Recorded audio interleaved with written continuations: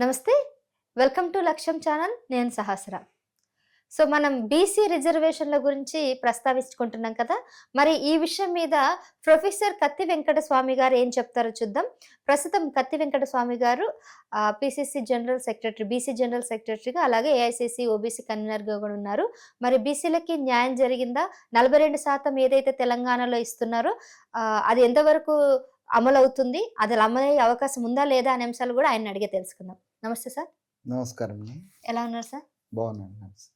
Sir so, మొన్న రీసెంట్‌గా 2025 మార్చిలో 42% రిజర్వేషన్‌ల ప్రకటన తర్వాత, కాంగ్రెస్ ఇచ్చిన తర్వాత, ఇది నిజంగా బీసీల బీసీ కులాలందరికీ గూడా న్యాయం జరిగిందని మీరు అభిప్రాయపడుతున్నారా?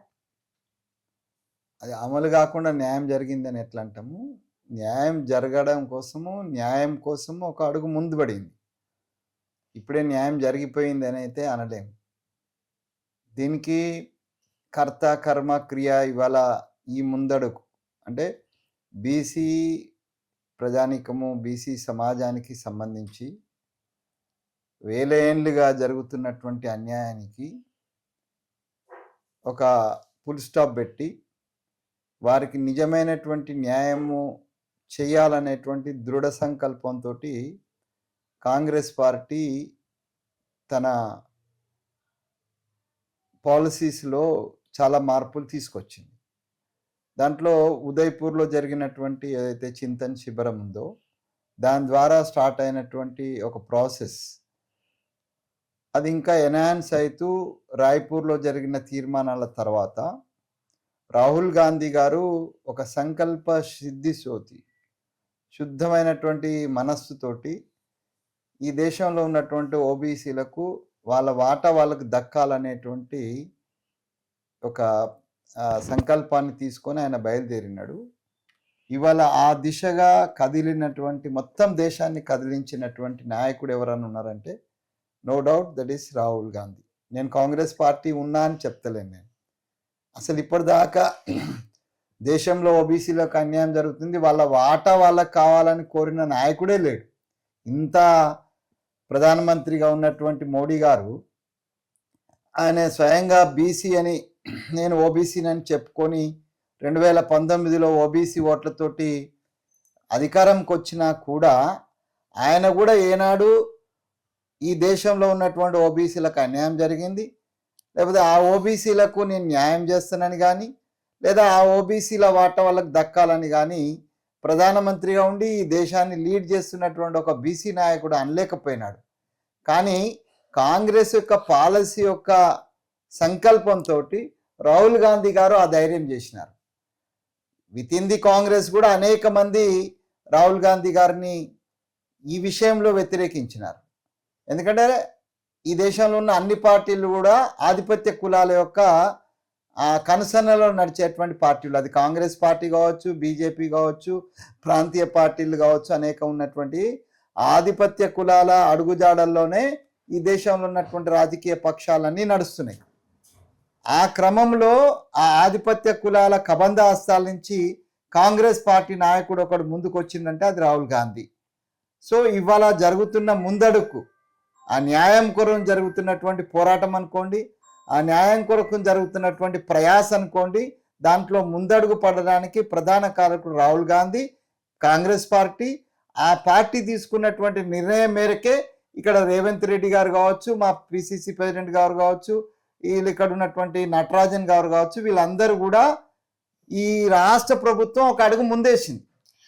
సార్, కాంగ్రెస్ ప్రభుత్వం బిల్లుని తీసుకొచ్చి ఆర్డినెన్స్ అయితే తెచ్చింది, కానీ జాతీయ స్థాయిలో ఎందుకు ఒత్తిడి తీసుకురావట్లేదు? మరి ఇప్పుడు ఈ దీంట్లో 2 అంశాలు ఉన్నాయండి. ఒకటేమో లీగల్ ప్రాసెస్ అండ్ 3 అంశాలు అనుకోండి. ఒకటి లీగల్ ప్రాసెస్, రెండవది కాన్స్టిట్యూషనల్ ప్రాసెస్, మూడవది రాజకీయ చిత్తశుద్ధి. ఈ రాజకీయ చిత్తశుద్ధి విషయంలో ఇలా కాంగ్రెస్ పార్టీని కానీ, తెలంగాణ గవర్నమెంట్ని కానీ, ఇలా తెలంగాణ కాంగ్రెస్ పార్టీని కానీ ఎక్కడ కూడా శంకించడానికి వీలు లేదు. ఎందుకంటే బీసీ రిజర్వేషన్ పెంచాలంటే సుప్రీంకోర్టులో ఉన్నటువంటి రాజ్యాంగబద్ధంగా అన్నటువంటి ఒక క్యాప్ 50% క్యాప్. 50% క్యాప్ అనేది రాజ్యాంగంలో ఎక్కడ లేదు. లేకున్నా కూడా 50% మించరాదని ఇచ్చినటువంటి సుప్రీంకోర్టు ఆదేశాన్ని ఇలా పాటిస్తున్న దేశమంతా. అసలు సుప్రీంకోర్టు ఎవరండి 50% ఇవ్వమని చెప్పడానికి? ఇది రాజ్యాంగేతర శక్తిగానే వచ్చింది. రాజ్యాంగంలో ఎక్కడో రిజర్వేషన్స్ ఇంత ఉండాలని ఎక్కడ లేదు. 50% ఉండాలని లేదు, 60% ఉండాలని లేదు. రిజర్వేషన్ ఉండాలని ఉంది, అంతేగాని ఏ వర్గానికి ఎంత ఉండాలనేటువంటిది ఎక్కడ కూడా రాజ్యాంగంలో లేదు. అంటే 50% ఇస్తే మిగిలిన కులాల వారికి అన్యాయం జరుగుతుంది కదా అని ఆ స్లాబ్ పెట్టినట్టున్నారు కదా సార్. తప్పది. కేవలము మిగతా కులాలను ప్రొటెక్ట్ చేయడం కోసం, వాళ్ళని కాపాడడం కోసం కాదు, వాళ్ళకు వెన్నుదన్ని నిలవడం కోసము, మిగతా కులాలకు ఫేవర్ చేయడం కోసము 50% అనే క్యాప్ పెట్టిన వాళ్ళు ఎవరు? ఈ దేశంలో ఉన్నటువంటి ఆధిపత్య కులాలకు సంబంధించిన జడ్జీలే కదా. ఇవాళ న్యాయ వ్యవస్థలో రిజర్వేషన్ ఉందా?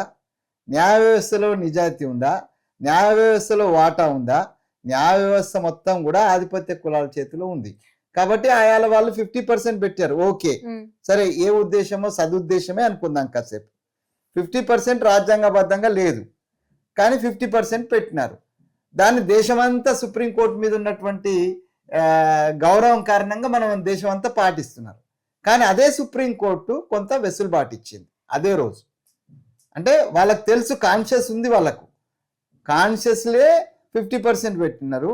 కాన్షియస్ తోటే దానికి కొంత సడలింపు ఇచ్చినారు. ఏందనంటే, మీరు అధికారికమైనటువంటి కులగణన చేసి వివిధ కులాలు ఎంతున్నాయో అంత ఇచ్చుకున్నట్టేది ఉంటే అది 50% క్రాస్ అయినా కూడా మేము అలో చేస్తామన్నారు. అలో చేసేది పర్మిషన్ ఇచ్చే అథారిటీ వాళ్ళు కాదు, అసలు రాజ్యాంగేతరంగా వాళ్ళు వాళ్ళ చేతిలో తీసుకున్నారు. వాళ్ళు రాజ్యాంగంలో వాళ్ళకు లేని హక్కును సుప్రీంకోర్టు తన చేతిలోకి తీసుకున్నది.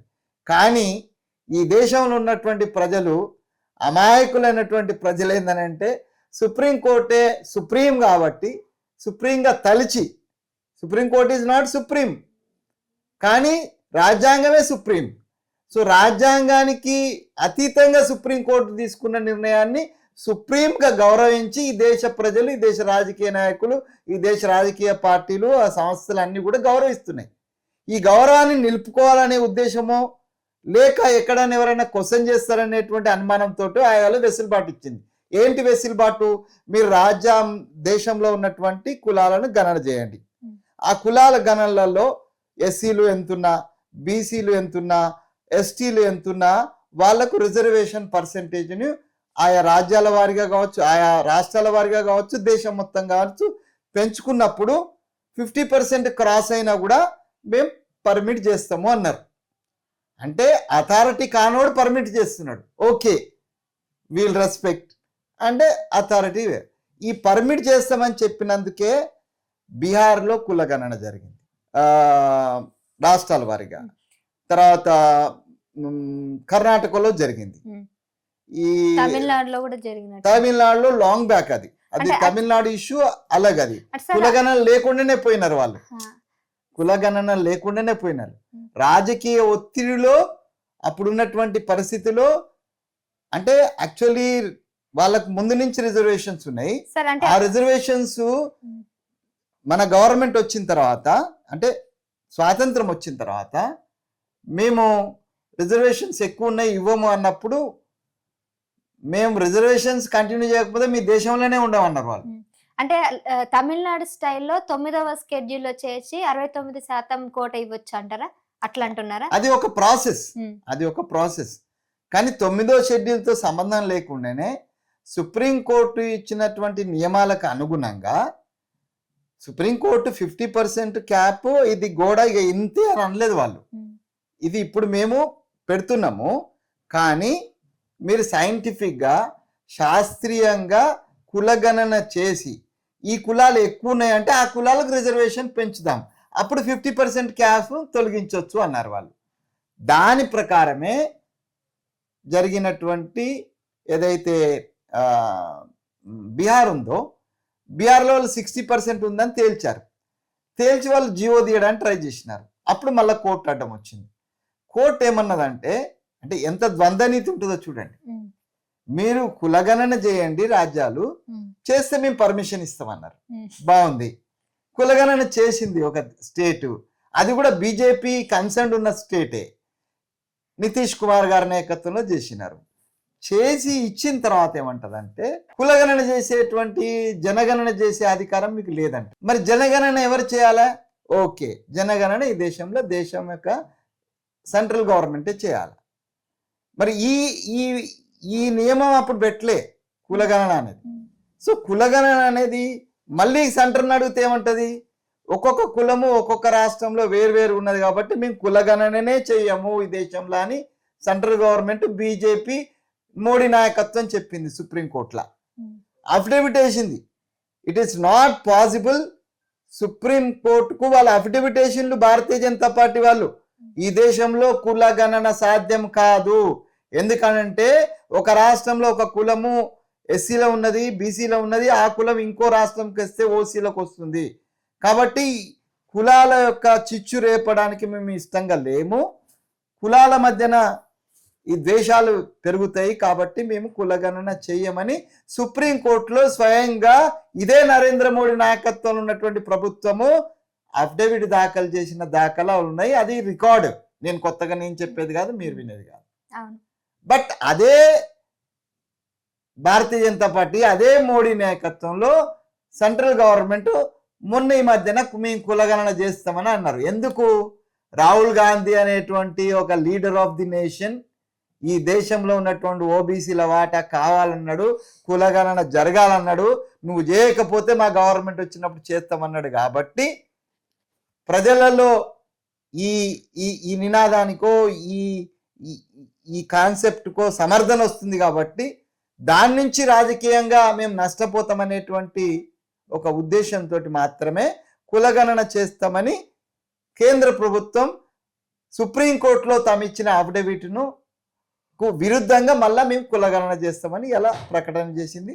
సంతోషం.